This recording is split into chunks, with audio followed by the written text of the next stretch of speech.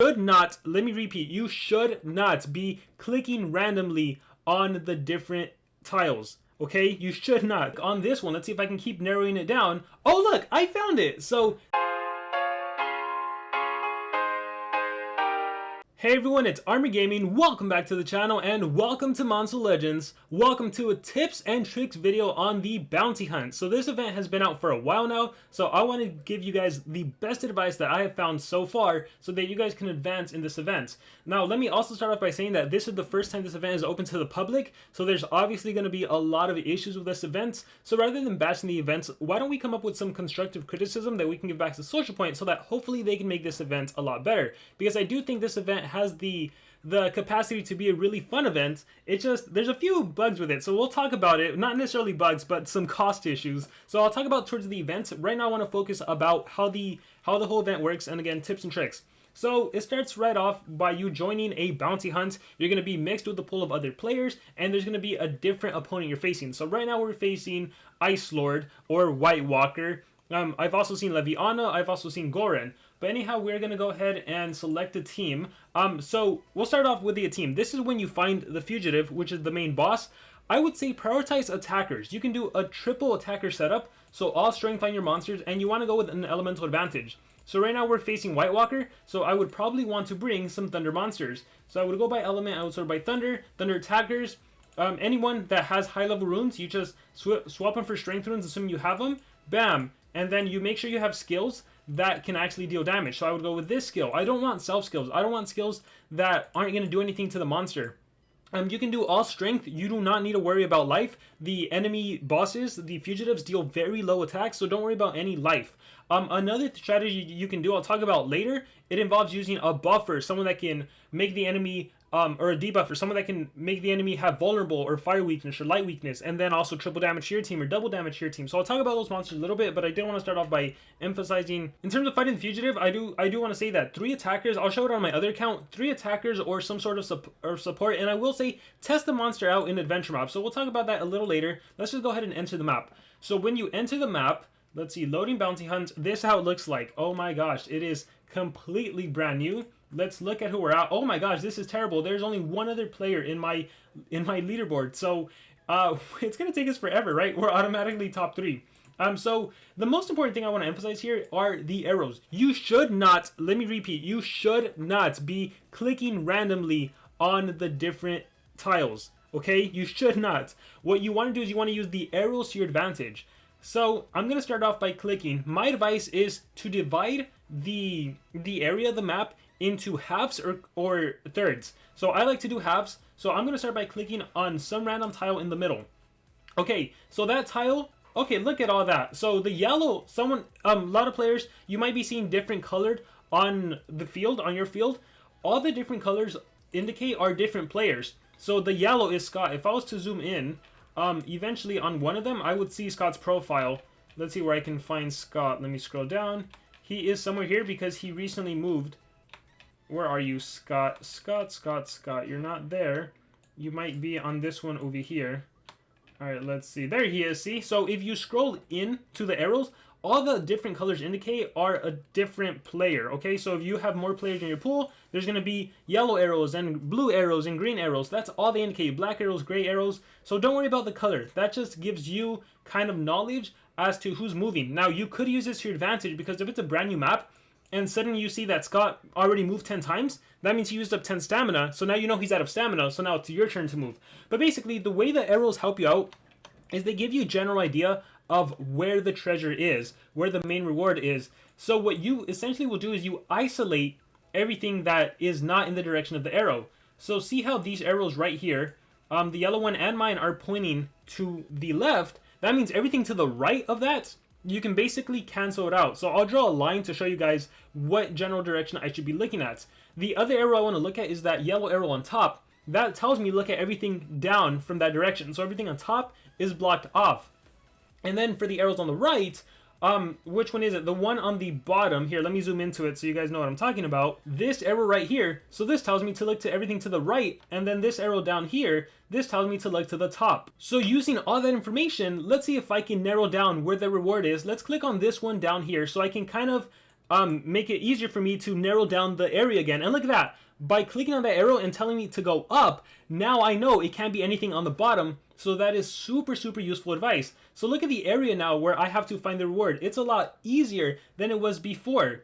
So here, let's click on this one. Let's see if I can keep narrowing it down. Oh, look, I found it. So that is the strategy of using the arrows to your advantage. It only costs 3 stamina. How amazing was that? So then when you find a reward, all the arrows are going to disappear because now you're going to start looking for a new reward. So as I say, I like to start off in the middle, as close to the middle as possible to narrow down my field.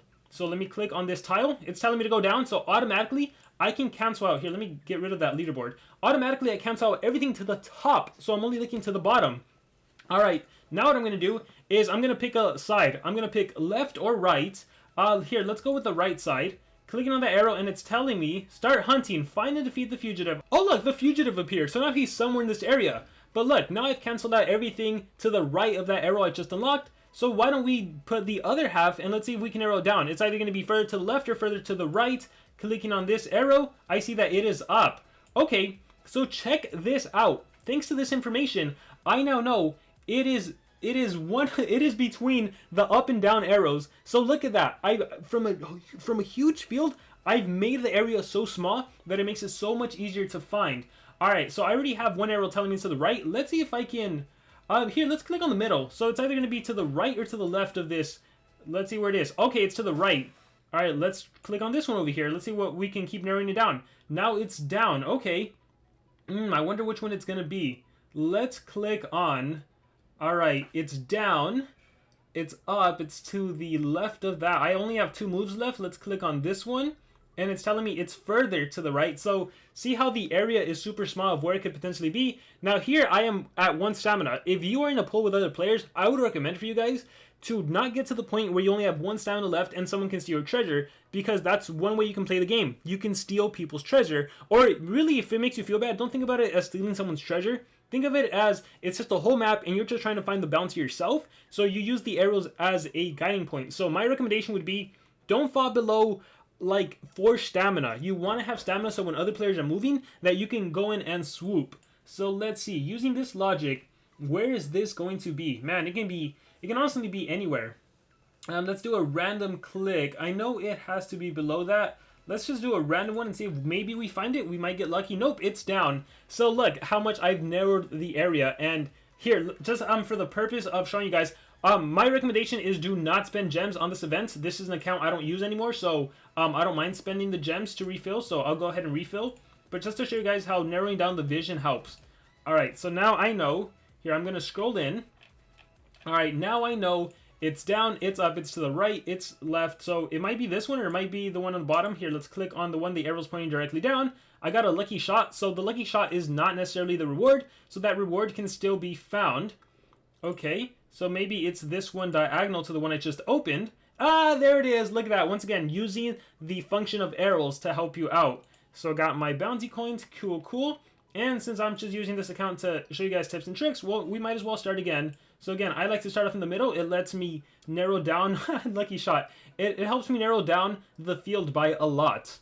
A lot. So, collect. Wow, I already have 100 bounty. That's more than that on my main account. Here, let's do this one. Alright, so this one's telling me to go up. So look at that. All of the bottom, I narrowed it down. Let's go ahead and click. Let's try a strategy of clicking right. Let's click. I don't want to click right above it because if it points up again, that doesn't help. So let's click on this one over here, a little diagonal to it. It's telling me to go to the left, so I know up and to the left. Alright, let's click on. Let's see. This is going to be up. Oh, look. See, blue player just clicked. Or Scott, he's the only other player playing. Oh, Max just joined us. So someone just moved. Oh, someone is moving. So this is the perfect example. Instead of me wasting my stamina, let me wait and see this player keep wasting their stamina and seeing where they're moving, what they're unlocking. Okay, now I know it's up. So notice the area is shrinking more and more. Okay, this is super useful. I have 5 stamina, so I'm going to swoop in and steal. So let's see. Thank you for using your moves. Oh, now the area has decreased even further. All right. I'm tempted to just start clicking because the area is so small, but I only have 5 stamina, so I'm not going to risk it. Let's keep waiting. He might get lucky and get the reward, but we're still going to wait a little and see if maybe we can swoop in at the end, because that's only 4 moves. So, Let's see. It's Max that's moving. Alright, so Max, what the heck? Where did Max move? Why is Max moving down there? No, Max! Use the arrow. Okay, this is why it's super important to know how the arrows are advantageous. Well, this does help you notice that 1, 2, 3, 4, 5, 6, 7. 2, 4, 6, yeah, 7. Max has already used 7 moves, 8 moves now.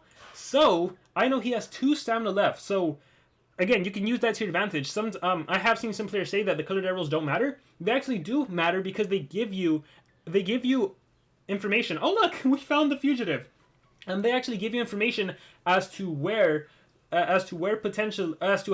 much stamina they have left. So I'm actually really glad that we found the fugitive because now I get to attack. So just know that attacking the fugitive does require 2 stamina. Wow, this video could not have worked out any perfectly that we actually found the fugitive.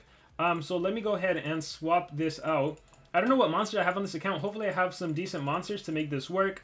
Looks like I don't have any level. I'm pretty sure I can find a level 6 one. So I'm gonna put a team and I'll be right back. Okay, so I really don't have good monsters on this account, but with that being said, we are just gonna run strong attackers. Remember, you don't really want self-skills. All you want are skills that deal damage. Dots don't really deal damage, so don't worry about the dots here. We're just going after damage skills. Best I have an Armor Claw. He has all strength. I do have Barako. He's actually a pretty strong attacker. You do not want extra turn skills because these monsters do have... here, let me check my skills real quick. These monsters do have skills, anticipation, if I'm not mistaken. So let me challenge. These monsters do have anticipation, so you don't want an ET skill to trigger because there's only 3 rounds. Oh, this monster starts off with damage mirror, so this is where it would actually be important for you to maybe run someone that can cleanse. So like an Ignis to get rid of that, or else you might lose a monster. And realistically, you should not be losing a monster here. Alright, I was able to immobilize White Walker, so he did get stunned, so he's not going to deal damage, but I am hurting my own monster. Look, I killed armor. So it's important to know what you're facing, and the more, as we play more, we'll know more about these monsters. So had I known he has skill mirror, I would have brought someone that can cleanse. Now, obviously, on this account, I don't really have someone that can cleanse, but that's how that works. That's fighting White Walker. Alright, and notice how the arrows haven't disappeared yet because the arrows point to the chest. The fugitive is just found in a random location. Now notice, there's another yellow arrow. You can barely see it behind White Walker. So using that knowledge, now I have a better idea of where the reward is. So it's going to be in one of... So using... Once again, let me cancel out everything I know. It's going to be in one of these 2. So let's click that very top one. Look at that! I found the reward using the knowledge of the arrows and other players. So I didn't have to exhaust all of my stamina. There we go. So that's how this event works. I'm super surprised that this account already has way more bounty than my main account.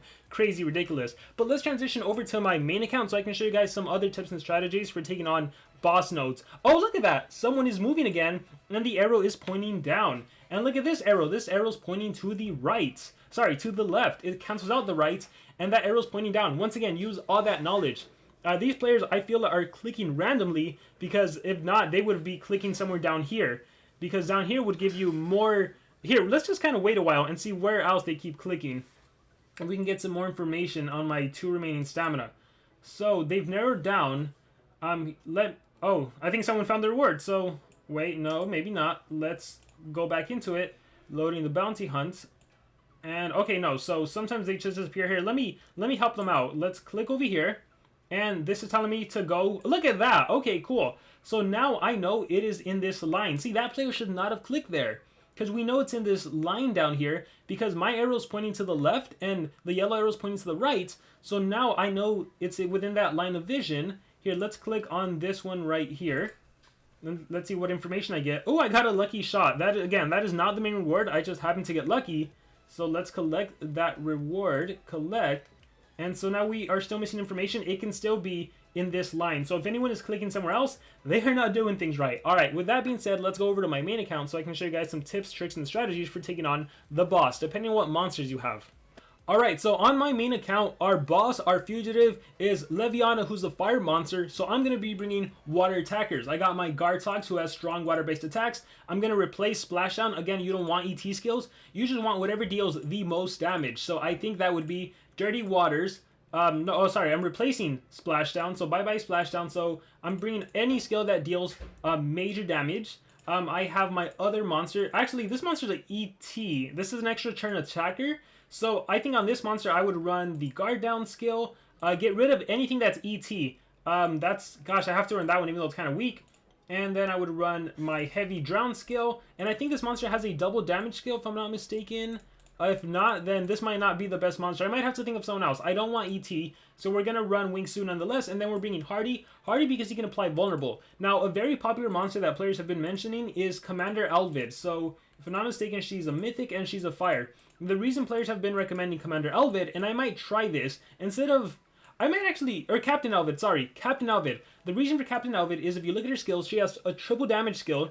She has a damage boost to all of your allies. So, if you can have this monster go first in the turn order and she applies to triple damage, that would be awesome. This monster can also apply heavy water damage and can even do water weakness. Or you even have a fire weakness skill. So it doesn't matter if you're fighting Leviana. If you have a fire-based team, you can pull that off as well.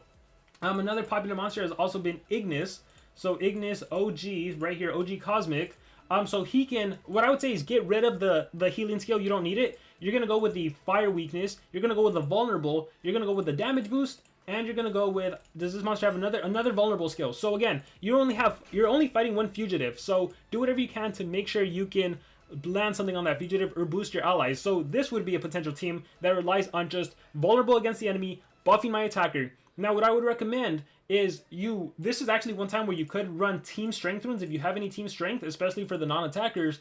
Or primarily, you should be run no life, run no stamina, and I would argue run no speed. The only exception for running speed is if, for example, like I only have a level 100 monster, so maybe I give her speed just so she can go first in the turn order, hopefully, and do the triple damage skill. And then I would recommend try out the monster in the adventure map. See what the AI does. You have to play around with your AI because your AI might be dumb. If you're fighting a wild bird, for example, wild bird has dodge area. If you are facing wild bird, man, you better not run any AoE skills because it's not going to be beneficial. It's not going to be useful.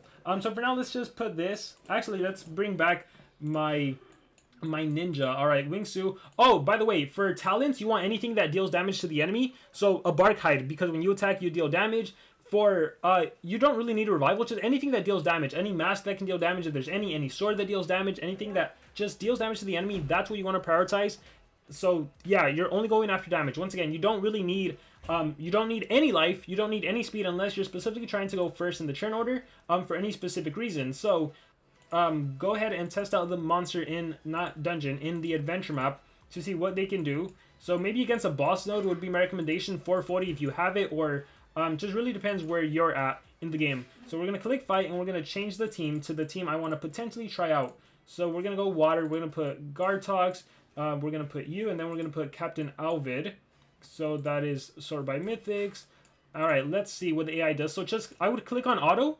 All right, so based on this turn order, even with the 3 speed runes, I am still faster. I need to beat a base speed of 9216. But nonetheless, let's test it out. Let's see if Captain Alvid does actually do the buff skill. So Mud Claws first starts off with the AoE.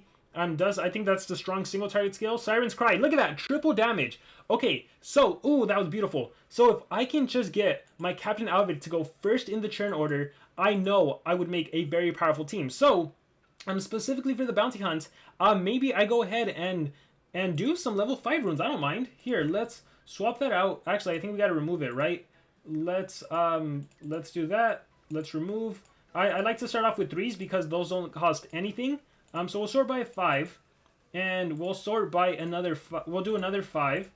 All right. So now I have a speed of 9,000. Okay, that might have been overkill too. If you go over the speed, actually, I forgot what speed I needed to beat. But going back to adventure map, let's go back to 440. All right, let's test it out. Click on fight, and click on fight, and oh, I am slightly 9-2. Okay, I need to beat that. So I think the extra level 5 rune will give me the advantage. So. Again, just testing in dungeon is probably smart before you go into the battle and exhaust 2 stamina. So, let's go ahead and do this. Let's remove that, and let me make sure that a level 5 will suffice. If not, I'll go ahead and give something else.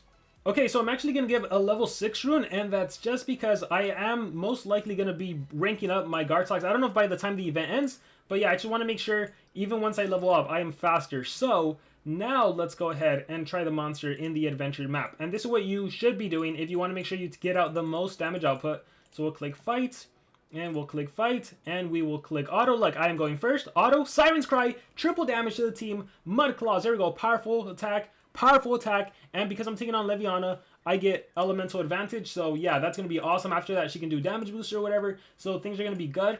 Again, if you're like when I faced White Walker, because he has that damage mirror, that's an example where instead of Captain Alvid, you would want to use an Ignis, because Ignis can remove, right, his skills right here. Unholy Smite. No, this is the vulnerable. This one removes positive effects from all enemies. Fire weakness removes positive effects vulnerable. So you want to make sure that you get rid of that damage mirror, because if not, that can kill you. And since I'm applying fire weakness, I might as well bring a fire team instead and that have fire-based attacks. So just work with what you have. That's my advice on beating the Fugitive. Now you guys know what the arrows mean. Look, here's a good example. Here we have a dark arrow, a yellow arrow. Look at that. So this is Halex. And let's see who else we can find. Blue arrow right here. This is Pato G. And so yeah, that's all the arrows mean, all the different colors. It's just different players. Look, that's Blue Knight. So don't stress the arrow color too much. It doesn't give you any additional information. All right, guys, I hope this video was super helpful in terms of tips and tricks. Now you guys know everything I know. So don't be wasting moves randomly, especially because stamina is super important right now. So now this next portion of the video, I'm just going to give you guys some of my thoughts about what I think you should be doing and what I don't like about the event, what I do like about the event. So as far as moving and flipping over tiles, I love this. I think it's super fun. It reminds me a lot of Minesweeper. I've seen a lot of players mention that in the comments. Yeah, definitely gives me Minesweeper vibes, so I love that. I think right now the stamina sucks. Having to wait 30 minutes for an extra stamina point is ridiculous. It is way too much. Okay, I get why SocialPoint needs to put a timer, otherwise players could just unlimitedly flip tiles, and that would suck, right? Especially if you're not active during a specific time. But they have to do something. They have to increase the amount of stamina we can hold. They have to decrease the amount of time it takes to recharge. I think 10 minutes per stamina would be good. That means every hour we would get 6 stamina. That'd be pretty good. I think, so I don't know if you guys noticed, but actually I haven't moved here. Once you're in level 2, it actually costs 2 stamina to flip over a tile. And in League 3 and above, it actually costs 3 stamina. So it does cap at 3, but you're literally waiting an hour and a half to flip over one tile, which is dumb. It sucks. It doesn't make any sense to me. So what I think SocialPoint needs to do is they need to reduce the amount of time it takes for stamina to recover, or they need to increase ways that players can get stamina. I suggested in the past watching ads. I personally wouldn't like to watch ads, but I would if I could get extra stamina. Maybe in other events in the game, they could add it. For example, maybe if you do 5 PvP attacks, you get 1 stamina or 2 stamina or something. Maybe if you do dungeons, they can add a stamina dungeon, you know, just to give you extra stamina. SocialPoint has to do something so players can actually play, because right now it's just a waiting game and it sucks. And it's actually not even worth advancing to the next league because of how expensive it's going to be. Right? Like, why do I want to jump up to League 3 if it's going to cost more stamina to move? So, not a fan of that. I do hope they change it. Another thing is the cost right now. So, based on the cost, it seems almost impossible to get the brand new Corrupted monster. All these other monsters aren't even worth it. Just look at the difference in cost. But it seems almost impossible. Maybe SocialPoint can do a discount on this. Maybe like kind of like in the maze, a 30% discount, 20% discount, where it's actually a lot more, it's a lot cheaper to purchase. Or maybe we can have a discount or happy hour on the stamina, where from the hours of 2 to 5 p.m. Eastern time, it's 50% cheaper to move. So instead of exhausting 2 stamina on League 2, it's only 1 stamina. Or maybe from like Leagues 1 to 4, it should only cost 1 stamina. And then from 5 to 6, it should cost 2 stamina. And then on the last league, then if you want to increase the stamina cost, go for it. But it definitely shouldn't increase right away. Now, let's keep in mind that this is, once again, the first time the event is public to everyone, so there's gonna be stuff that no one likes, but if we work as a collective community and offer advice and constructive criticism, I think SocialPoint will help us out. I think they will change and adjust, right? It's kind of like the maze. When they changed the maze, huge backlash, but then they definitely came through on that second maze by lowering the cost and putting back 30% discount, so I'm hoping we get that. I think the main thing that needs to be addressed right now is the stamina. If stamina wasn't so hard, maybe the other things we wouldn't complain about right now. Because right now, this seems super expensive. But if we could get a lot more bounty coins a day, then it'd be a lot more feasible. So the fact that already 1 day has passed and I don't even have enough for 10 cells, that does not make me feel good about being able to get... Like, I think I'm probably going to end up with like 20 cells by the end of the event if SocialPoint doesn't change anything. So I'm pretty confident and hopeful that they're going to change something, but I don't know. But I want to hear your guys' advice. Offer any constructive criticism. Oh, another thing is the leagues, right? What if you get players that are inactive? That's not fair to you if you need to fight the boss by yourself, the Fugitive. Like, how do you take down the Fugitive if your team is inactive? So maybe there can be a booting system where you boot out inactive players. or something, because it's just, well, right now these look like new players, right? They have a basic Fire Kong profile pic, so it makes it seem like they're just brand new players that randomly got added, and I don't know how they made it to the second league. Like, did they randomly get bumped up? I don't know. So yeah, those are just some of my thoughts. But overall, tips and tricks video, I hope it was helpful. Let me know what you guys thought about it in the comments below. Thank you guys very much. If you have any tips and tricks, let us know in the comments below. And more importantly, make sure to give some constructive criticism about the event so we can make this event something we all enjoy. Thank you guys very much, and remember to subscribe.